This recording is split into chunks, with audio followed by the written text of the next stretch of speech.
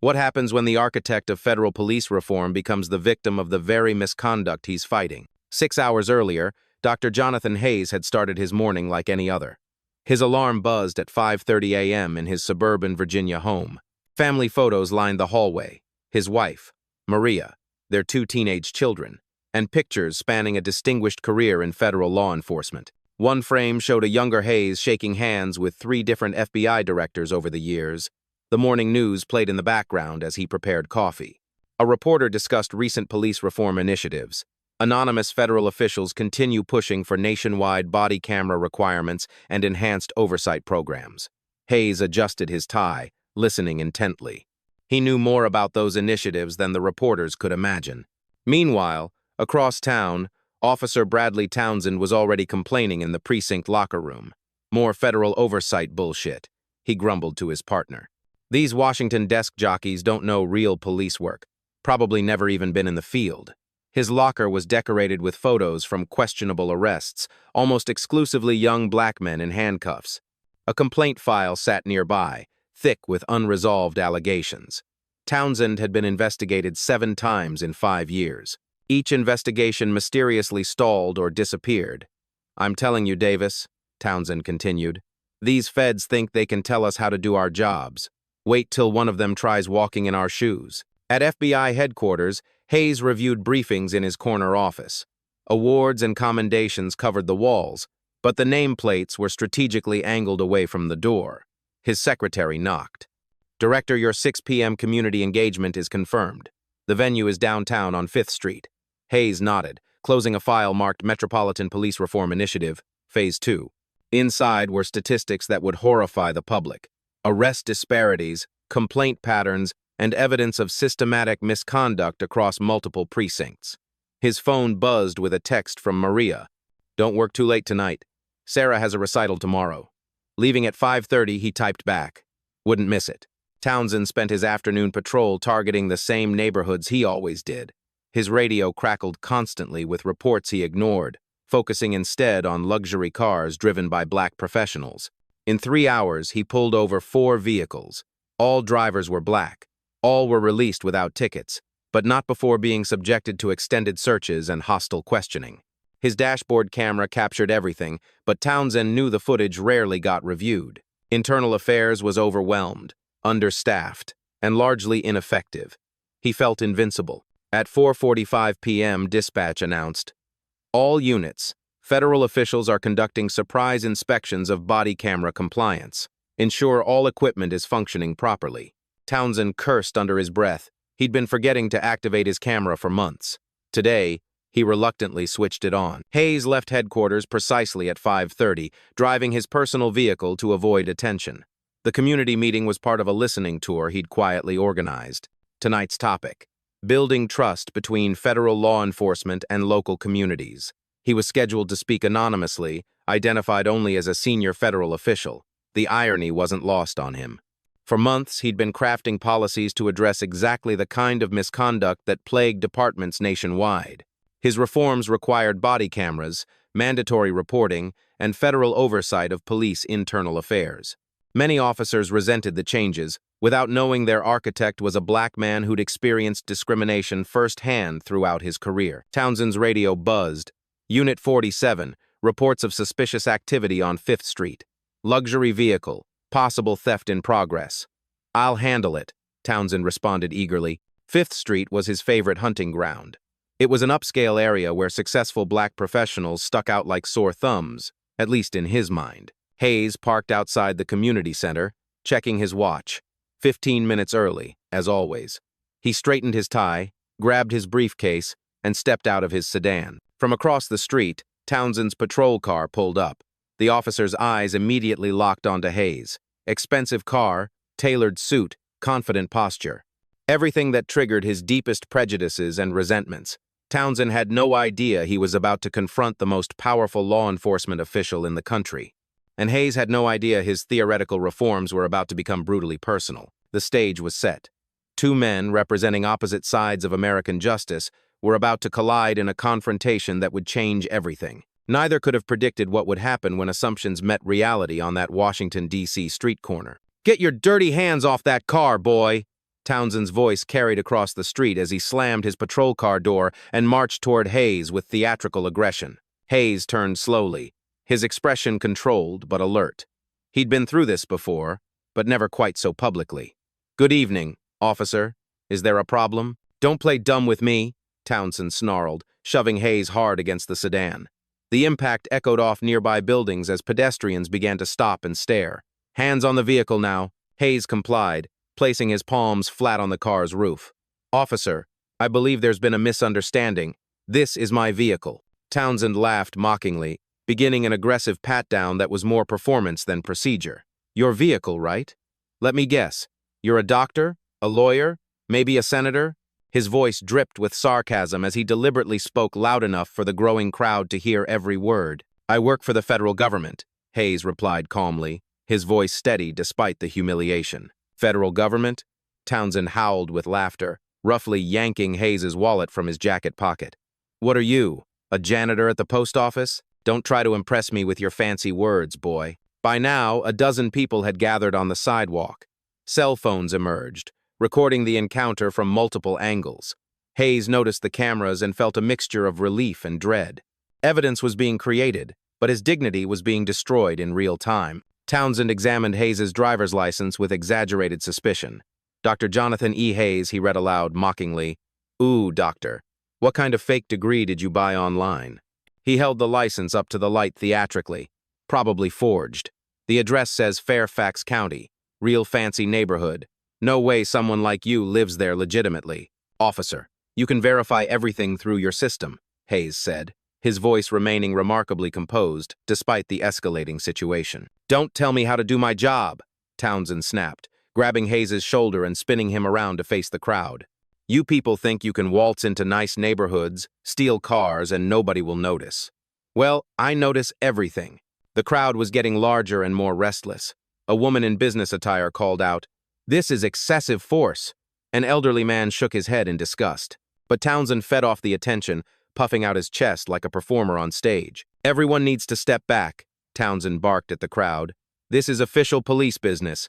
Anyone interfering will be arrested for obstruction." A backup officer, Chen, arrived and immediately sensed something was wrong.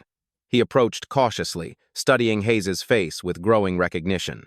Something about the man seemed familiar, but he couldn't place it. "What's the situation, Brad?" Chen asked quietly. "Caught this one trying to steal this Mercedes," Townsend denounced proudly. "Probably got the keys from some rich lady's purse. These people are getting bold. Real bold." Chen frowned, noticing Hayes's expensive watch, perfectly tailored suit, and, most importantly, his calm, authoritative demeanor under pressure. This wasn't how car thieves typically behaved. Car thieves didn't quote legal procedures or maintain this level of composure. "Officer," Hayes addressed Chen directly, maintaining eye contact. "I'm requesting your supervisor respond to this scene. This situation is escalating unnecessarily, and I believe there's been a significant misunderstanding." "Shut up," Townsend barked, forcing Hayes's hands behind his back more roughly than necessary. Nobody called for backup opinions from the peanut gallery.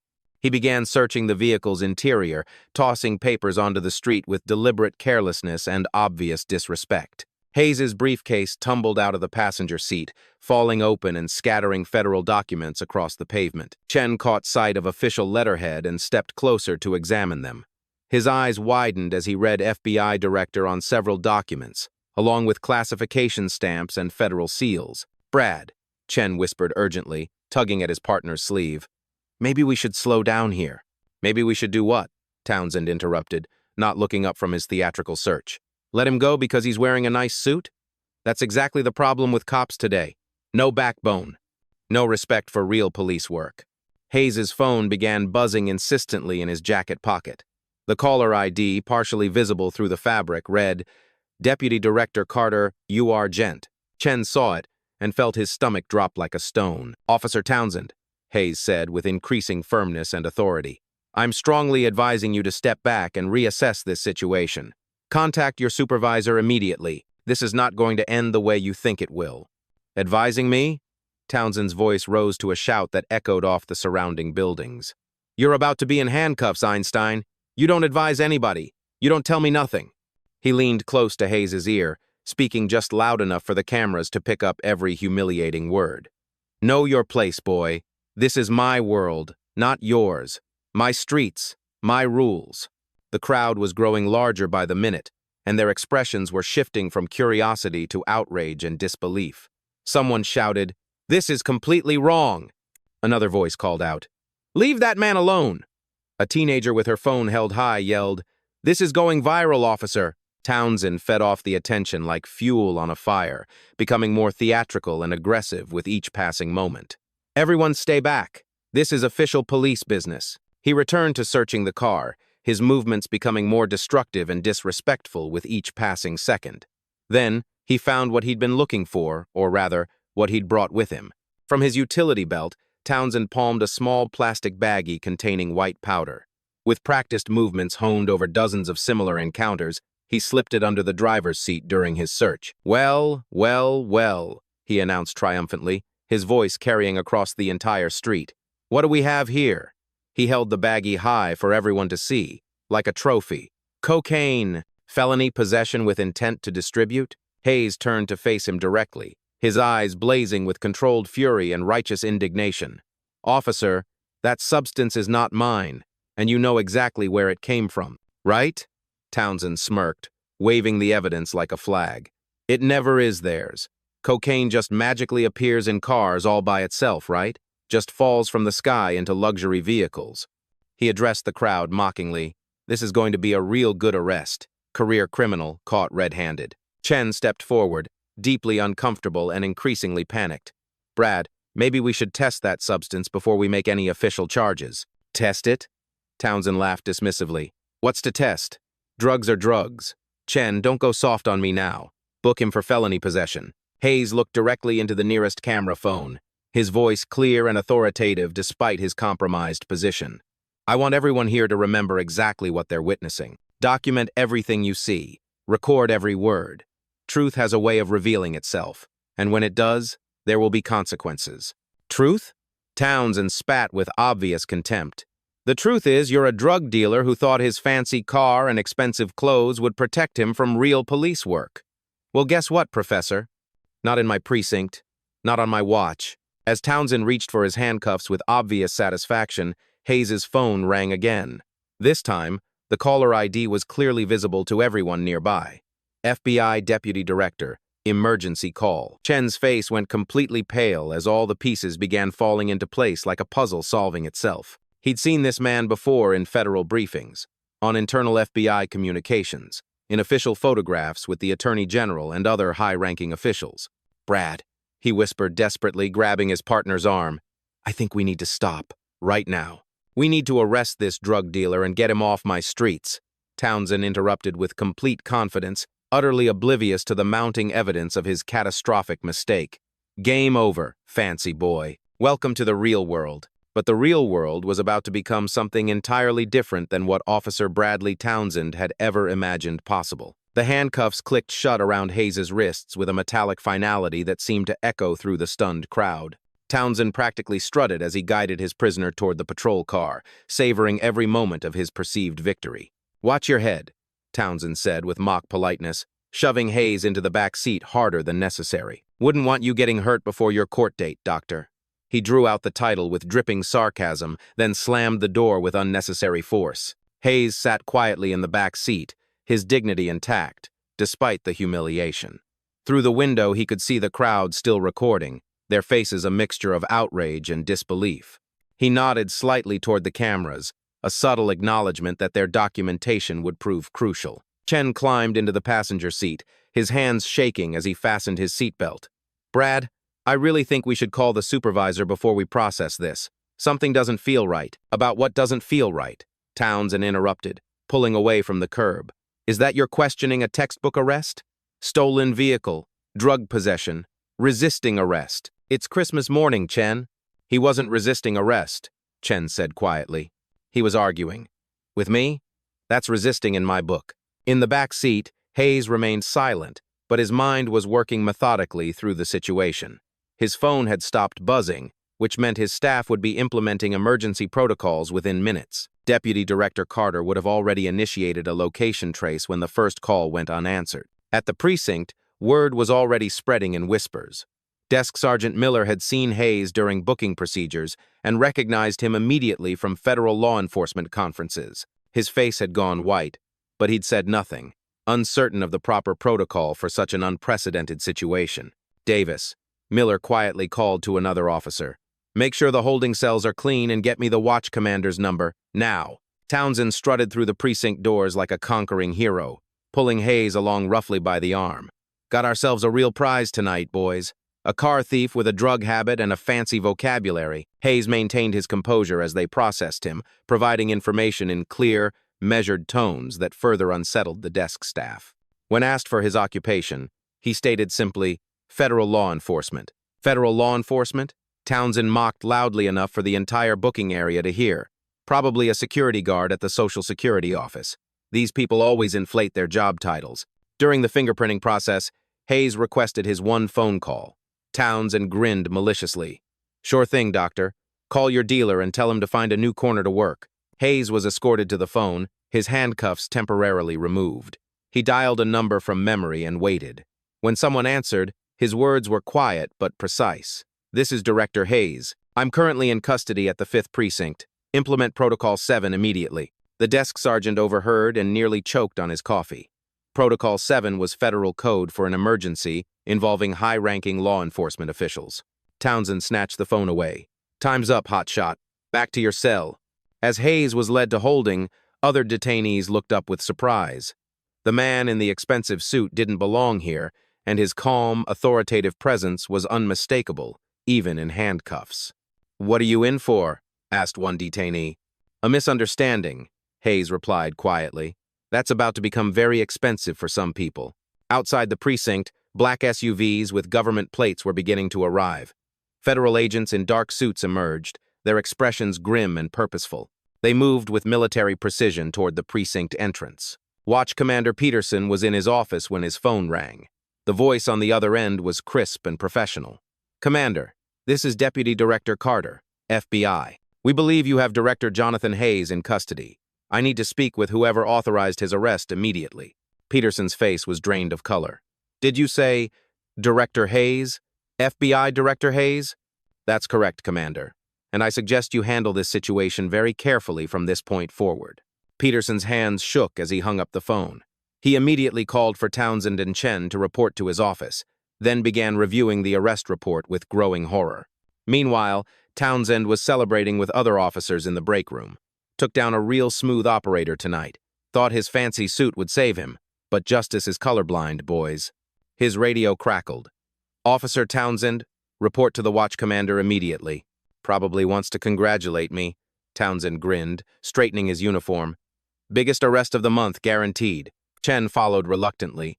The federal documents he'd seen scattered on the street burned into his memory. He tried to search for FBI Director Hayes on his phone, but the precinct's internet connection was notoriously slow. As they walked toward Peterson's office, neither officer noticed the group of federal agents entering the building, their badges clearly visible, their expressions deadly serious. The system was about to correct itself in ways that Townsend couldn't possibly imagine. The man he'd humiliated and arrested was about to reveal exactly who he was, and the consequences would ripple through every level of law enforcement. Justice was coming, and it wore a federal badge. Watch Commander Peterson stood behind his desk, his face ashen as he stared at the arrest report. The federal agents flanking him looked like they could cut glass with their expressions. Deputy Director Carter stepped forward, her voice ice-cold with barely controlled fury. "Commander Peterson, I need Officer Townsend and his partner brought in here immediately. And I mean immediately." Peterson pressed his intercom button with a trembling finger. "Townsend and Chen to my office. Now." Townsend swaggered down the hallway, still basking in his perceived triumph. "Bet the commander wants the full story," he told Chen with a cocky grin. "Wait till he hears about the cocaine I found. This arrest is going to look great in my file." Chen said nothing, his stomach churning with dread. The federal documents he'd seen kept flashing through his mind, but he hadn't been able to process their full significance until now. They knocked and entered Peterson's office. Townsend's confidence evaporated instantly when he saw the room full of federal agents in dark suits, their expressions ranging from disgusted to murderous. "Officer Townsend," Peterson's voice cracked slightly.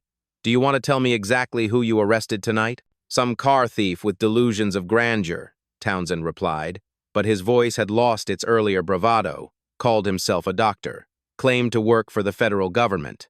Classic criminal behavior.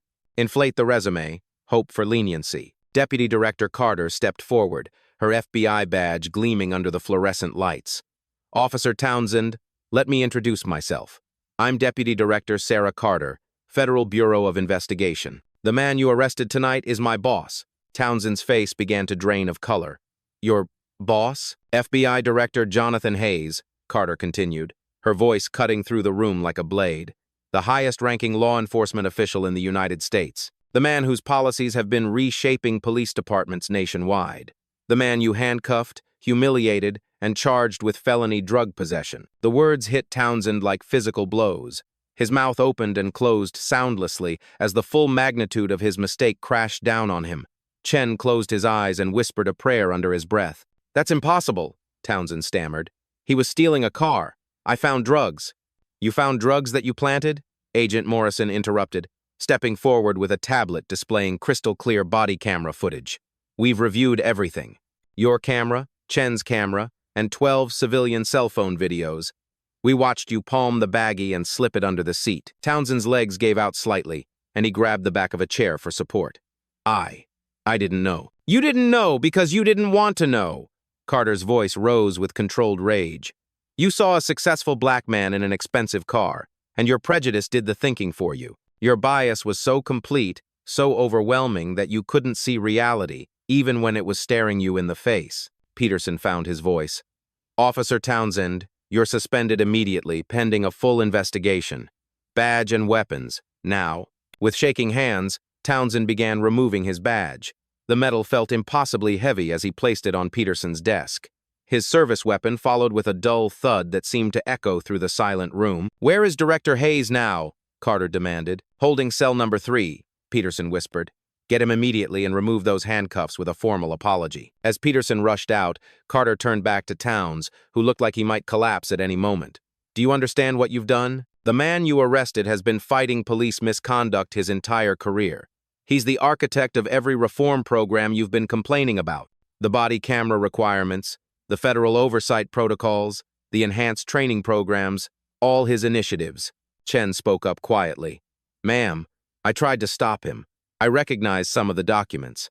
I tried to get him to slow down, but we know, Officer Chen, your conduct will be reviewed separately, but preliminary evidence suggests you attempted to prevent this disaster. Footsteps echoed in the hallway as Peterson returned with Hayes, whose handcuffs were being removed by a deeply embarrassed sergeant.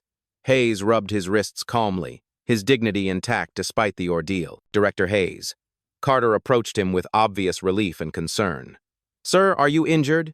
Do you need medical attention? I'm fine, Sarah, Hayes replied quietly, his voice carrying the weight of everything he'd just experienced. But we have work to do. Hayes turned to face Townsend, who couldn't meet his eyes. The room fell completely silent, except for the hum of fluorescent lights and Townsend's labored breathing. Officer Townsend, Hayes said, his voice calm but carrying unmistakable authority. Look at me. Townsend slowly raised his head, his face a mask of shame and terror. Do you understand what happened here tonight? Hayes continued. You didn't just arrest an innocent man. You exposed a systemic problem that goes far deeper than one officer's prejudice. Your actions tonight have given us a case study in everything that's wrong with modern policing. Director I'm sorry. I didn't know who you were. That's exactly the problem, Hayes replied, his voice gaining strength. You shouldn't need to know who I am to treat me with basic human dignity. You shouldn't need to see my badge to follow proper procedures. You shouldn't need my federal authority to prevent you from planting evidence. The room remained frozen as Hayes continued. Every assumption you made tonight was based on the color of my skin, my education, my career, my character, my intentions.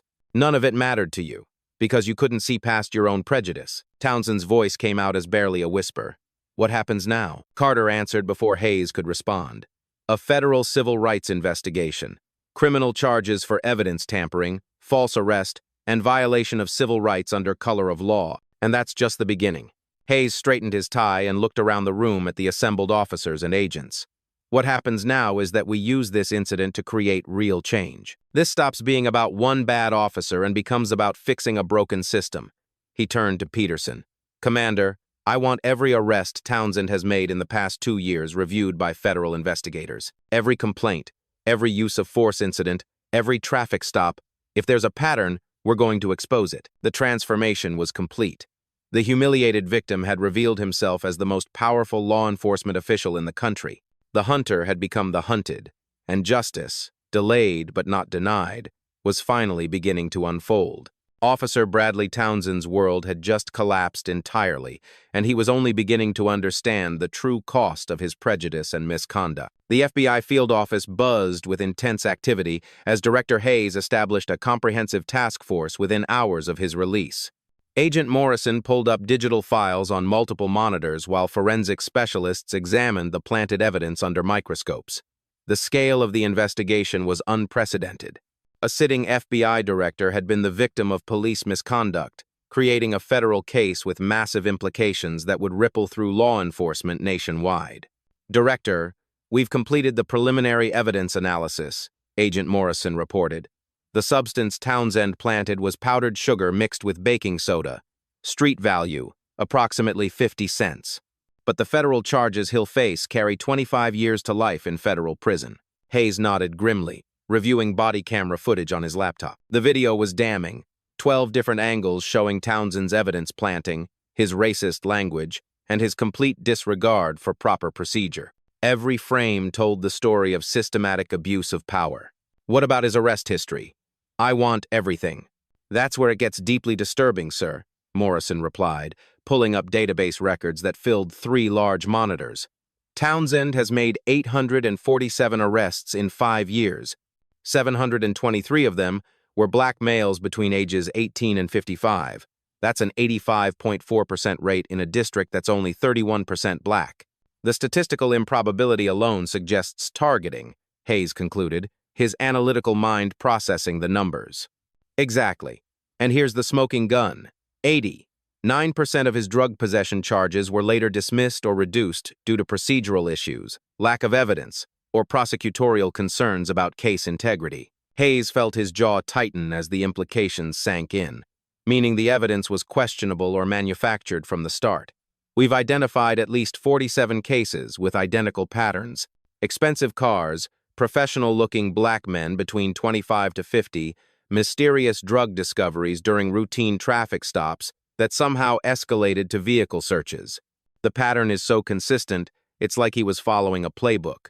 Hayes stood up and began pacing, his mind working through the legal and systemic implications.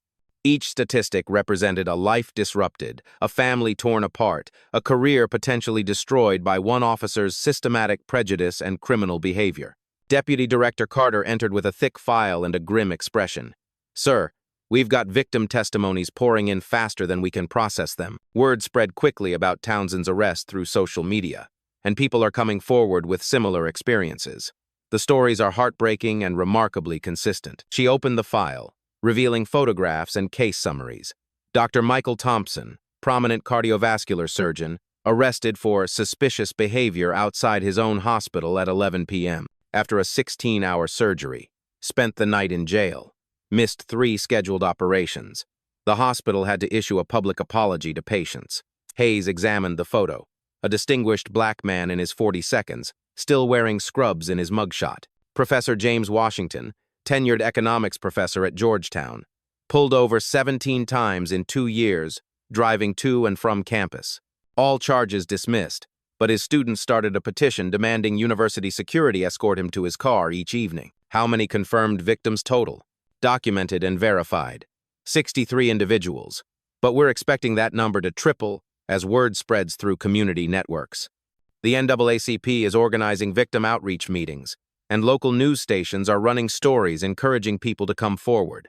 Carter pulled out another section of the file. Attorney David Johnson, handcuffed in front of his twin 7-year-old daughters for matching a suspect description that was described as black male, average height, wearing clothing.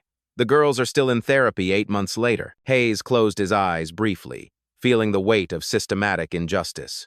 These weren't isolated incidents. They were part of a calculated pattern of harassment and abuse that had destroyed trust in law enforcement throughout entire communities. Schedule a recorded interview with Townsend. I want to conduct it personally. Sir, is that legally advisable? You're the primary victim in this case.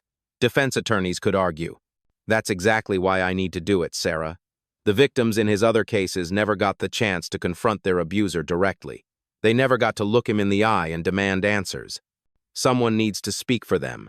And as the highest-ranking law enforcement official in this country, that responsibility falls to me. 3 days later, Hayes sat across from Townsend in a sterile interview room at the federal building. The former officer looked like he'd aged 15 years unshaven, hollow-eyed, his hands shaking uncontrollably as he signed waiver forms, declining legal representation for the recorded interview. His uniform had been replaced with an orange jumpsuit, a visible symbol of his fall from authority to criminal defendant. State your full name and former occupation for the record, Hayes began, his voice professionally neutral but carrying unmistakable authority. Bradley James Townsend, former police officer, 5th Precinct, Metropolitan Police Department.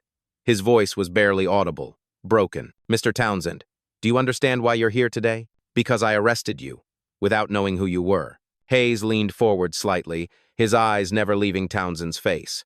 No, you're here because you systematically violated the civil rights of American citizens over a period of years.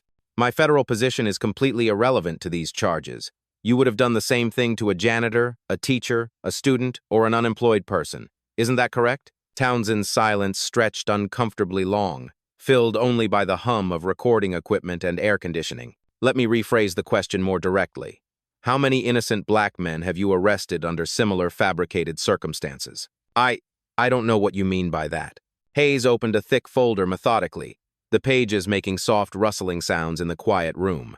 Marcus Williams, age 34, arrested for drug possession outside his own law office at 7 p.m. after working late on a client case. Charges dropped when security footage showed no suspicious activity. Kevin Davis, aged 28, arrested for car theft while loading groceries into his own vehicle in broad daylight. Vehicle registration confirmed his ownership. Charges dropped. Antonio Martinez, age 31, arrested for possession after being pulled over for erratic driving on a completely straight road with no traffic violations. Should I continue reading, Mr. Townsend? Those were legitimate arrests. Based on what evidence? Hayes interrupted, his voice cutting through the air like steel. Based on what probable cause? Based on what reasonable suspicion? Beyond the color of their skin? Townsend's composure began cracking visibly. Look, I made some mistakes, okay? But I was trying to do my job. Those neighborhoods have high crime rates, drug problems. The neighborhood where you arrested me has one of the lowest crime rates in the Metropolitan District, Hayes interrupted, consulting his notes. It has 0.3 violent crimes per 1,000 residents. Try again. People like you. Coming into neighborhoods where they don't belong, Townsend started, then stopped abruptly, realizing his mistake. People like me, Hayes leaned forward, his voice dangerously quiet. Please finish that sentence, Mr. Townsend. I'm very interested in hearing your complete thoughts. The silence stretched for nearly a minute before Townsend mumbled, I don't know what I meant by that. You meant black people. You saw my skin color and made every assumption that followed from that single observation. My education level, my criminal history, my right to drive an expensive car, my right to exist in that neighborhood, my right to be treated with basic human dignity, all determined by racial prejudice. Hayes pulled out crime scene photos showing the planted evidence, spreading them across the table methodically. Explain this baggie to me, Mr. Townsend. I found it in your car during a routine search. Mr. Townsend, we have 12 different camera angles showing you palm this substance from your utility belt and place it under my driver's seat during what you call a routine search. We have forensic evidence proving it's household baking soda mixed with powdered sugar. We have your fingerprints on the baggie, but absolutely no traces of the substance anywhere else in my vehicle. Do you want to reconsider your answer? Townsend stared at the table, his shoulders slumping in defeat. How many other times, Mr. Townsend? How many other innocent people did you frame with planted evidence? I never meant to hurt innocent people. That's not what I asked you. I asked for a number. How many? The question hung in the air like a sword of justice waiting to fall. Finally, Townsend whispered, Sometimes evidence gets overlooked during initial searches. Sometimes you find things on a second look that weren't visible the first time. That's still not answering my question. I asked how many innocent people you knowingly framed with planted evidence. Townsend's voice became barely audible, each word extracted like a confession at gunpoint. Maybe a few times. When I knew someone was guilty of something but couldn't prove it in court, I was trying to get drugs off the streets, trying to protect the community. Hayes felt a cold fury building in his chest, but his voice remained professionally controlled. You mean you appointed yourself judge and jury? You decided who was guilty based on your personal prejudices and then manufactured evidence to support predetermined conclusions. The interview continued for 3 more grueling hours. Hayes methodically walked through case after case, extracting admissions that painted a picture of systematic misconduct, spanning 5 years and affecting dozens of families. Townsend's defense crumbled under the weight of overwhelming evidence and Hayes's relentless, methodical questioning that leveraged decades of investigative experience. When the interview finally concluded, Hayes stood and straightened his suit jacket with deliberate precision. "Mr. Townsend, your actions didn't just harm individual victims. You systematically undermined public trust in law enforcement, corrupted the justice system at its foundation, and violated the oath you swore to uphold when you became a police officer. The federal government will prosecute you to the fullest extent of federal law." As Hayes reached the door, Townsend called out desperately, his voice cracking with panic. "What if I cooperate fully? What if I help identify other cases? Other officers who might be engaged in similar practices?" Hayes turned back slowly, his expression unchanged. Cooperation with ongoing federal investigations might influence sentencing recommendations from the prosecutor's office. But understand this clearly, Mr. Townsend. Your cooperation doesn't erase the lives you've damaged, the families you've torn apart, or the institutional trust you've systematically destroyed. Justice delayed is still justice. It's just finally caught up with you. Outside the interview room, Carter was waiting with comprehensive updates and a team of federal prosecutors. "Sir, the investigation has expanded exponentially. We're now looking at 12 other officers with similar statistical patterns and complaint histories. Internal affairs files show systematic dismissal of citizen complaints, evidence irregularities, and arrest demographics that mirror Townsend's criminal profile." "What's the community response been?" "Mixed, but overwhelmingly positive from affected communities. Victim advocacy groups are calling this a watershed moment in police accountability. Civil rights organizations are praising federal intervention as long overdue. Surprisingly, even some police unions are acknowledging the need for comprehensive reform after reviewing the video evidence." Hayes nodded grimly. "This investigation can't be solely about punishment, Sarah. It has to fundamentally be about prevention and systematic reform. I want comprehensive policy recommendations on my desk within the week. Mandatory body camera protocols, evidence handling procedures, bias recognition training, civilian oversight mechanisms, everything already in development, sir. And Director, Officer Chen from that night has requested an urgent meeting. He wants to discuss what he witnessed and how similar situations could be systematically prevented in the future." Hayes smiled slightly, his first genuine smile since the arrest. "Schedule it immediately. If we're going to fix this broken system, we desperately need officers who are willing to be part of comprehensive solutions." The investigation was expanding daily, but justice was finally in motion with federal authority behind it. 6 months later, the federal courthouse in Washington, D.C. was packed with victims, community leaders, and media representatives. As Judge Patricia Williams prepared to deliver Townsend's sentence, the former officer sat at the defendant's table, a broken man who had pleaded guilty to 15 federal felony charges, including civil rights violations, evidence tampering, conspiracy under color of law, and systematic deprivation of constitutional rights. "Mr. Townsend," Judge Williams began, her voice carrying the weight of justice long delayed. "In 30 years on this bench, I have rarely seen such a comprehensive pattern of abuse of power and violation of public trust. Your actions represent everything that is wrong with policing in America today." Hayes sat in the front row of the gallery, surrounded by dozens of Townsend's victims who had finally gotten their day in court. Dr. Michael Thompson, the surgeon who had missed critical operations, sat beside Professor James Washington, whose students had organized campus safety escorts. Attorney David Johnson held photographs of his twin daughters, now 9 years old and still asking why police officers had handcuffed their father. "The evidence presented in this case," Judge Williams continued, "reveals a systematic campaign of racial profiling, evidence fabrication, and constitutional violations that affected at least 63 documented victims over a 5-year period. Mr. Townsend, you didn't just break the law, you perverted it.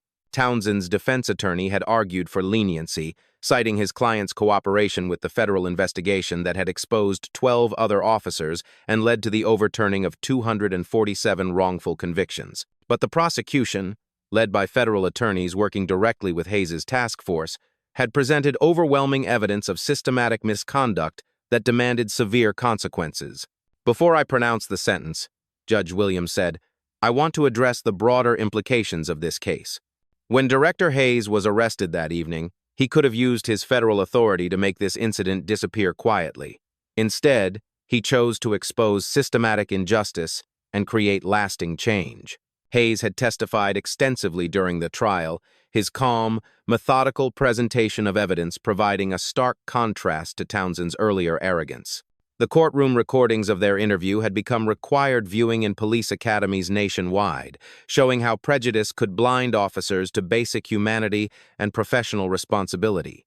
"The federal investigation triggered by this incident," the judge continued, "has resulted in comprehensive reform across 17 police departments, mandatory bias training for 4,200 officers, and the implementation of enhanced civilian oversight programs in 12 major cities. The reforms had been swift and comprehensive. Hayes had worked directly with Congress to pass the Federal Police Accountability Act, requiring body cameras for all federal grant recipients, creating national databases of police misconduct, and establishing federal oversight of departments with patterns of civil rights violations. Officer Chen, who had tried unsuccessfully to stop Towns that night, had been promoted to training supervisor and was now leading bias recognition programs across the region. His testimony about the incident had become a cornerstone of reformed police training, showing how good officers could and must intervene when colleagues engaged in misconduct. "Mr. Townsend," Judge Williams addressed the defendant directly, "you will serve 8 years in federal prison, followed by 3 years of supervised release. You will pay $347,000 in restitution to documented victims, and you are permanently barred from any law enforcement position." Gasps of satisfaction rippled through the courtroom as victims and their families finally heard justice pronounced. Hayes remained stoic, but he felt a deep sense of completion as the legal system finally held a systematic abuser accountable. Additionally, the judge continued, "This court is ordering the creation of the Hayes Commission on Police Reform to be chaired by Director Hayes, with a mandate to develop national standards for police conduct, evidence handling, and civilian oversight." After the sentencing, Hayes addressed a crowd of reporters and community members outside the courthouse. "Today's sentence sends a clear message that systematic abuse of power will not be tolerated in American law enforcement," he said, his voice carrying across the courthouse steps. But punishment alone is insufficient. Real change requires institutional reform, cultural transformation, and an unwavering commitment to constitutional principles. The statistics spoke to the broader impact. Complaints against police had dropped 60% in districts implementing Hayes's reforms. Use of force incidents had declined by 45%. Most importantly, community trust in law enforcement was slowly beginning to rebuild in neighborhoods that had been systematically targeted. Dr. Thompson approached Hayes after the press conference. "Director, I wanted to thank you personally. My daughters can now see police officers without fear. That's worth more than any settlement check." Hayes shook his hand firmly. "Dr. Thompson, your courage in coming forward helped make this possible. Justice belongs to all of us, not just those with federal badges." The Townsend case had become a watershed moment in American policing, proof that the system could correct itself when individuals had the courage to demand accountability and the authority to enforce it. Justice, though delayed, had finally arrived, with consequences that would reshape law enforcement for generations to come. 1 year later, Director Hayes returned to the exact spot where Officer Townsend had humiliated and arrested him. The downtown Washington, D.C. street looked the same, but everything had changed. A small memorial plaque now marked the location, reading, "In recognition of all victims of police misconduct and the ongoing fight for justice and equality." The community center across the street buzzed with activity as Hayes arrived for the first annual Police Accountability Summit. Inside, a diverse crowd of police chiefs, community leaders, civil rights activists, and reformed officers gathered to discuss progress and challenges in law enforcement reform. Officer Chen, now Captain Chen and head of the Metropolitan Police Training Division, greeted Hayes at the entrance. "Director, body camera compliance is at 98% nationwide. Use of force incidents are down 52% from last year. But more importantly, Recruit training now includes 40 hours of bias recognition and constitutional rights education. Hayes smiled, genuinely pleased with the systemic changes. How's the community response? Mixed, but improving steadily. Trust takes time to rebuild, but we're seeing positive engagement in neighborhoods that hadn't cooperated with police in years. Inside the summit, Hayes addressed an audience that included many of Townsend's former victims, now transformed into advocates for justice reform.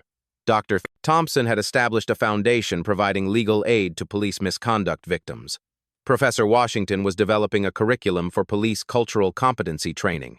Attorney Johnson's daughters, now 10 years old, had written letters to police academies nationwide about treating everyone with dignity. Systematic change doesn't happen overnight, Hayes told the packed auditorium. It requires constant vigilance, continuous education, and the courage to confront uncomfortable truths about institutional bias and abuse of power. The statistics displayed behind him told a story of genuine progress. 847 wrongful convictions overturned, $12.3 million in victim compensation distributed, 17 police departments reformed, and 43 officers prosecuted for systematic misconduct revealed during the expanded investigation. Townsend remained in federal prison serving his 8-year sentence. Recent reports indicated he was participating in rehabilitation programs and had written letters of apology to his victims, though many remained skeptical of his sincerity. The most important lesson from that night, Hayes continued, isn't that the system worked perfectly, but that it worked eventually when good people demanded accountability and refused to accept injustice as inevitable. Hayes concluded his remarks by addressing the cameras broadcasting the summit live across the country. Real change happens when ordinary citizens refuse to be silent witnesses to injustice. When you see misconduct, document it. When you witness bias, challenge it. When systems fail, demand reform. The audience stood in sustained applause as Hayes stepped down from the podium. Community leaders embraced federal agents. Reformed officers shared stories with civil rights activists, and victims found strength in collective action toward justice. Outside, Hayes paused at the memorial plaque one final time. A young black boy, maybe 8 years old, was reading the inscription with his mother. The boy looked up at Hayes and smiled without fear or suspicion, something that might not have been possible before the reforms took hold. As Hayes walked to his car, his phone buzzed with a text from his daughter, Sarah. "Saw your speech online, Dad. Proud of you for turning something terrible into something meaningful." That evening, Hayes sat in his home office drafting policy recommendations for the next phase of police reform. The work was far from over, but the foundation had been laid. Justice delayed had become justice delivered, and systematic change was finally replacing systematic oppression. The valuable lesson from this story is that injustice thrives in silence. Have you ever witnessed misconduct and stayed silent? Have you seen injustice and assumed someone else would act? Share your experiences in the comments below. If this story moved you to think differently about speaking up for justice, hit that like button and subscribe for more stories about accountability, reform, and the ongoing fight for equality. Share this video with someone who needs to understand that change is possible when good people refuse to accept injustice as inevitable. Because the truth is simple. Democracy and justice only work when citizens actively participate in protecting them. Your voice matters. Your witness matters. Your courage to demand better can literally change the world.